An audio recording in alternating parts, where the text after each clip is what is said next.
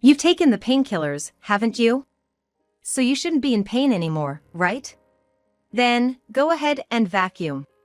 My husband's gaze was directed at the package of painkillers I had just swallowed. Just wait a little until the medicine takes effect. I'll get it done properly, I told him, to which he stood up with a conspicuous sigh. I'm not saying I want to switch house chores with him, he could at least wait a bit. As I was trying to hold back my sigh, a strong shock ran through my back. Falling to the floor, I looked up to see my husband, rudely propping one foot up on the back of the sofa. The throbbing pain had me speechless. Could it be that he had just kicked me in the back? My husband laughed coldly at my plight. I don't care about your menstrual cramps appeals, just hurry up and vacuum. My name is Sally, 27 years old. I am an ordinary housewife, living with my husband, Jacob. The story of our encounter goes back to when I joined the company where Jacob was working. After graduating from university, I landed a job in sales. Until I was able to work on my own, Jacob was the one who guided me as my mentor. Jacob was a good-looking guy with short hair, and customers were attracted to his appearance. He also had a way with words that closed deals naturally. In sales, successful people are said to fall into two categories: those with extensive knowledge and information about what they're selling, who can leverage that into their pitch, and those who can make the customers want to sign a contract for them, personally. Jacob was definitely the latter. At first, all I had for Jacob, who was successful in sales, was admiration. But when I failed to secure a contract and was feeling down, Jacob reached out to me. Gradually, I was able to confide in him, and as we went out for meals and spent time together, I began to develop feelings for him. So when we started dating, I was so happy that I cried, and when he proposed, I was so overjoyed that I was literally jumping for joy. Life after marriage was filled with happiness. However, even I have things that can make me feel down. It's the fact that I've suffered from severe menstrual cramps since I was a student. At first, I was using relatively mild over-the-counter painkillers, but my body got used to taking the medication, and it became difficult to go about my daily life without stronger drugs. When we first started dating, Jacob would change his plans to accommodate my period, and he would rub my back when I was in pain and complaining. I thought this would continue even after we got married. But I was wrong. My monthly periods. Jacob was just sighing all the time, watching me struggle to do housework without taking medication. Damn! It's not like it just started happening in the past few years. Get used to it already. He began to say that to me. We both work, but Jacob makes more money and contributes more to our living expenses. The amount is significant. I can't support both of us on my own earnings, so I put a lot of effort into doing housework. During my period, I would finish my chores while the painkillers were effective, rest my body on the sofa for a while, and then resume my housework. I do everything in order, but to Jacob, it seems like all he can see is me lying around on the sofa. No matter how much housework I do, there's never a single word of sympathy from Jacob. Then one day, we bought a new house. We had been living together in an apartment until then, but we bought a larger house so we could have a child someday. Jacob's parents are very sociable people who occasionally invite relatives for parties. Jacob must have thought this was a great opportunity to show off our new house, because he said we should invite the relatives to our house for the next party. Jacob, who has incredible initiative once he makes a decision, quickly contacted everyone with the date and time of the party, and immediately handed me a list of relatives who would be coming on the day. The list contained not only names but also ages, and detailed information about their food dislikes. I couldn't believe it when Jacob said to me in a grouchy tone that I should cater to everyone's tastes and he wouldn't forgive me if I bought ready-made food. The dislikes varied widely, and someone's favorite food was someone else's disliked food, so planning the menu was a struggle. After spending a few sleepless nights planning the menu, my period, which had been a little late, started. I took a painkiller, finished cleaning the room the day before, and decorated the room with flowers. I put out air fresheners and reviewed the flow of the next day's party in my head over and over again. And in the evening, I finished preparing for the next day's menu and went to bed. Jacob was laughing loudly at the TV while enjoying his nightly drink when I was trying to finish the preparation taking painkillers. I remembered Jacob like that as I fell asleep in bed. Then, on the morning of the day, I woke up before Jacob, made breakfast, and while tidying up, I started cooking for the party. I kept moving my hands, staring at the clock over and over again. I arranged the finished dishes on the table and thoroughly checked the entrance, living room, and toilet. The effect of the painkiller was beginning to wear off, and I was gradually unable to bear the increasing pain. I sat down on the sofa. I wanted to just lie down on the sofa, but I had managed to do my hair and makeup well, and I didn't know when the relatives would arrive, so I just sat down. I turned my gaze to Jacob and saw him watching TV with a glass of liquor in his hand. Even though we have to greet all the relatives soon, he's already started drinking. I was about to say something, but the words wouldn't come out. Maybe he noticed my gaze, because Jacob turned and glared at me. "What's up? Are you trying to tell me not to drink this early?" "No, not really." "Oomph. I get nervous too, you know. Besides, you're sitting there on the sofa so casually, you must be done preparing, right?" Jacob put down his glass on the table and started walking towards me. His gaze made me feel strangely nervous, and I had a bad feeling about it. "It's getting ready, but my period started.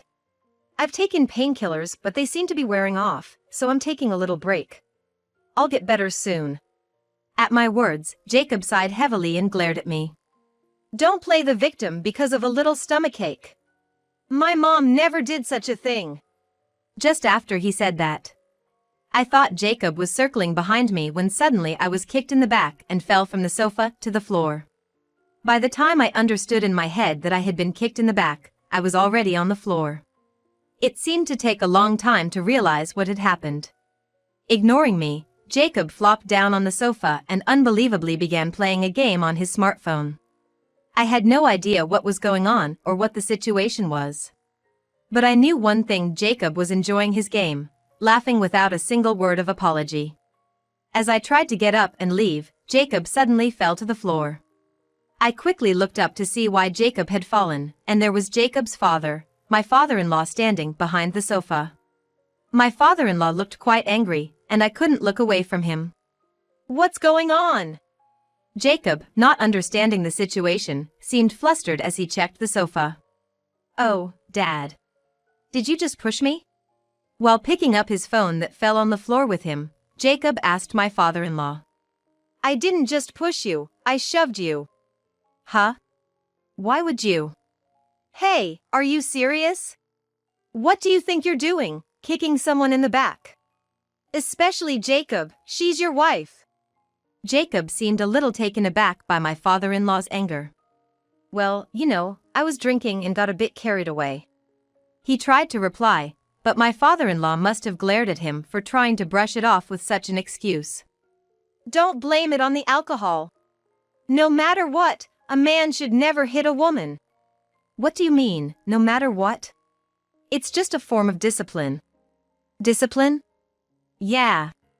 She was taking a break on the sofa without even finishing preparing. I was teaching her that if she doesn't work, she doesn't rest. It's part of discipline, right, Sally? I had no idea how to respond to his sudden question. I had properly finished preparing and was just trying to rest a little on the sofa. I had done my duty, so maybe I should just tell the truth here. Seeing my dilemma, my father-in-law turned his gaze to me. "Sally, is what Jacob's saying true?" I found myself unable to respond to my father-in-law's question. If I told the truth now, with family soon arriving, Jacob might get mad and become sulky. That would be unfair to the relatives who had kindly gathered to see our new home. I was trying to adjust to Jacob's words when my father-in-law addressed me. "Sally, your silence speaks volumes, doesn't it?" "Sorry?" Confused by his words, I asked him to explain. "If Jacob was telling the truth, you could have confirmed it instantly. But you remained silent. Does that mean there's something, or everything, wrong in his account?" I felt like he had seen through me. I opened my mouth to tell the truth. Everything's prepared. All that's left is to welcome the guests. It's just that I'm not feeling well today. Ah? You're just on your period. Jacob abruptly cut in. I felt like crying at his lack of delicacy. I had carefully chosen my words to avoid such an explicit topic in front of my father-in-law, and yet. Stop using your period as an excuse to not feel well. If you finished the preparations, just say so. I thought you were sitting on the sofa just to slack off because you hadn't finished. That was Jacob's idea of the situation. He didn't even remember me saying earlier that the preparations were almost done. He hadn't noticed my hard work from the early morning, no, from yesterday, the preparations and the cooking. He hadn't noticed me taking pills to bear the pain and continue working. He had decided we would hold the gathering here and did nothing to help with the preparations or the cooking. And I did all of it, alone. Slowly, anger began to build within me. Listen to me. She's always been talking about how severe her menstrual cramps are, but she still can't get used to the pain. Every month when her period comes, this is what happens.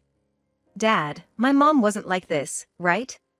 It seems I made the right decision coming over early to help Sally, since you, an inconsiderate host, decided to put on this gathering. What? Inconsiderate? Me? Not Sally? That's you, Jacob. If you decided to host this here and cooperated with Sally, you would have known how hard she worked on the preparations, how much pain she's in. And instead, what did you do? Did you start drinking before everyone arrives? The one who was slacking off was you, Jacob. At my father-in-law's outburst, Jacob seemed to physically shrink back. I didn't want Jacob to regret this the way I do. I've tried to educate you with that in mind, but... My father-in-law pulled up a dining chair and sat down, heaving a deep sigh. Your mother, too, she suffered from severe menstrual cramps, like Sally. I, as a man, with absolutely no knowledge about menstruation, and it wasn't a time when information was as readily available as now. And my mother used to say that your mother, who couldn't manage her own body, was a spoiled brat. Back then, I thought menstruation was something only people who couldn't manage themselves suffered from. My father-in-law spoke slowly. As if reminiscing about the past, my father-in-law was speaking, his gaze fixed on some distant point. Back then, painkillers were just for a peace of mind, and your mother, being a full-time housewife, was told by my mother to do all the household chores. No matter how much menstrual pain she was in, I couldn't let her rest. Then one day, your mother fainted. I immediately took her to the hospital, and the doctor told us the cause was endometriosis.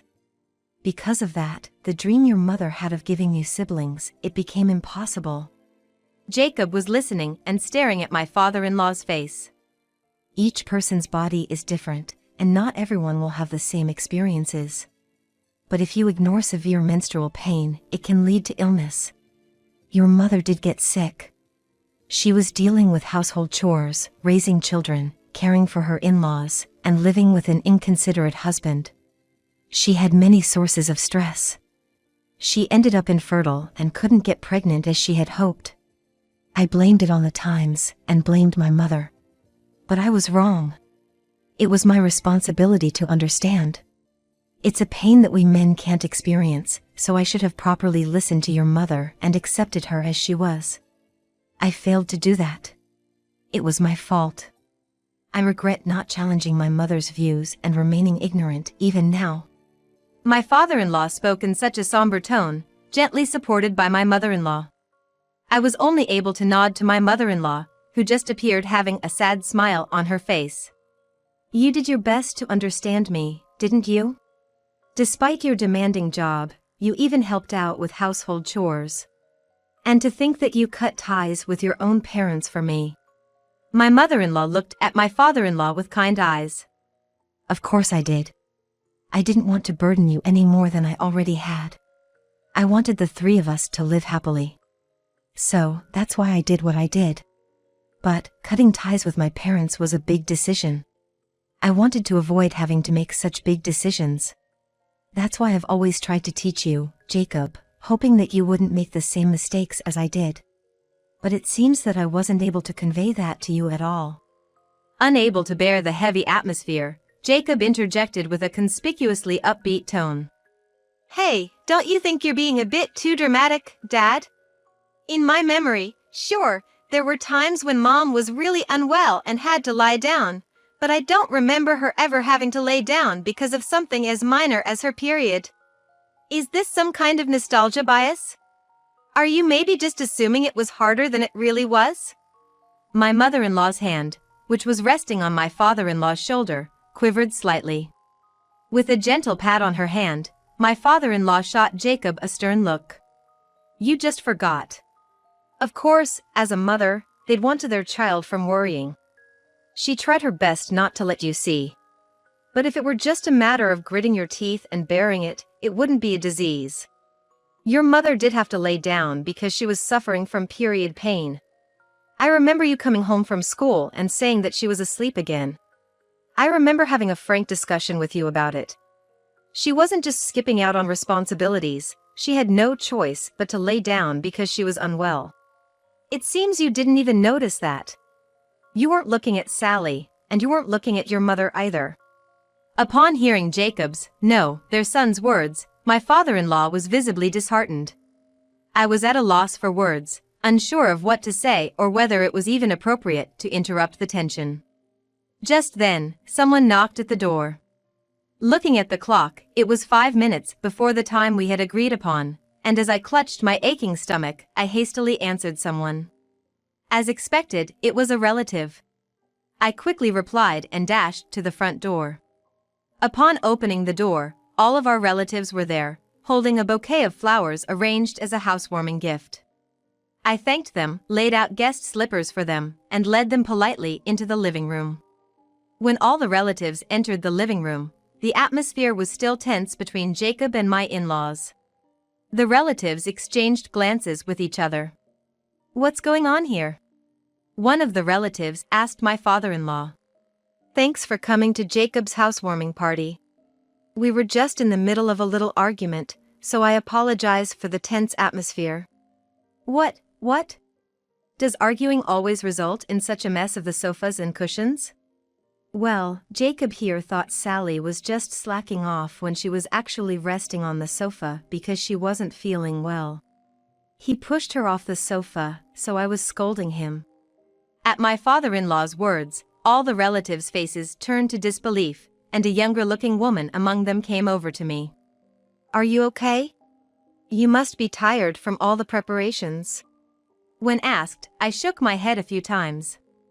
"No, it's just that. I'm having really bad menstrual cramps." "Just? What are you saying? Even workplaces have menstrual leave, you know? I've used it myself. The intensity varies from person to person, but if it's really bad, you can apply for leave at work. What does it mean that you can't rest at home?" She said this and turned her face towards Jacob with momentum. What is it?" Intimidated, Jacob was met with cold stares from both his parents and all the relatives. Unable to stand their gaze, Jacob dashed from the room to his own room. Even though Jacob was gone, neither his parents nor any of the relatives went after him. It seems the relatives were aware of my mother-in-law's condition and even the men showed understanding, which was a relief. Immediately, my father-in-law and my mother-in-law came to me and apologized over and over for their inadequate son, while the relatives admired the newly built house and praised the home-cooked meal I had prepared. There wasn't a single person who blamed me. Everyone was moved by the meal I had served, and I received a lot of praise. In addition to feeling a bit happy, the effect of the painkillers started kicking in and I enjoyed participating in the gathering. After a while, I received an email from Jacob. It said he was frustrated that he couldn't enjoy this event because of me, and how unfair it was that he was the one in the doghouse with the family, with no one on his side. The fact that he chose to email rather than talking upset me. As I was pondering what to reply, my mother-in-law peeked at my smartphone. Upon seeing the contents of the message, my mother-in-law stood up immediately. My father-in-law, seeing this, asked her what's going on and my mother-in-law snatched the smartphone from me and handed it to him. As my father-in-law read the message, he also stood up abruptly. "He still doesn't understand anything. We need to take him back and retrain him from scratch." It was an unexpected turn of events, but my in-laws seemed serious. Soon, the relatives also started saying that they should retrain him, and it seemed like they were completely on board with the idea. After a while, as the relatives left one after another, my mother-in-law headed to Jacob's room and dragged him out. Both his parents gripped his arms, and before he could protest, they took him away. About a week after Jacob was taken back to his parents' house, I received an email from him. He told me how my mother-in-law had been relentlessly teaching him about women's bodies, the struggles of menstrual pain, and that she even made him do housework while being taught by my father-in-law, assuming as if she was suffering from menstrual pain. He complained about how hard it was to balance work and housework. I couldn't help but chuckle reading his complaints. It seems like they've been retraining him from scratch, just as they told me. I thought maybe now he's starting to understand a bit of what I was feeling, and it made me smile. In the meantime, I am taking the time to confront my period pain anew. Encouraged by my female relatives who suggested seeing a gynecologist for my severe menstrual pain, I visited a clinic in his absence. The doctor advised me about medications and lifestyle changes, which was helpful. Above all, living a life without Jacob interfering was more comfortable than I had imagined. I could live at my own pace and even lie down on the sofa when I felt tired. It was a life where I could take care of my body. I found myself wishing I could live like this for a bit longer. One of the reasons was my mother-in-law's advice, but mainly because I wanted to enjoy this relaxed life, I didn't reply to any of Jacob's emails. A few weeks later, he returned to our home with my in-laws. My in-laws sat Jacob down at the dining table and pulled out a business card.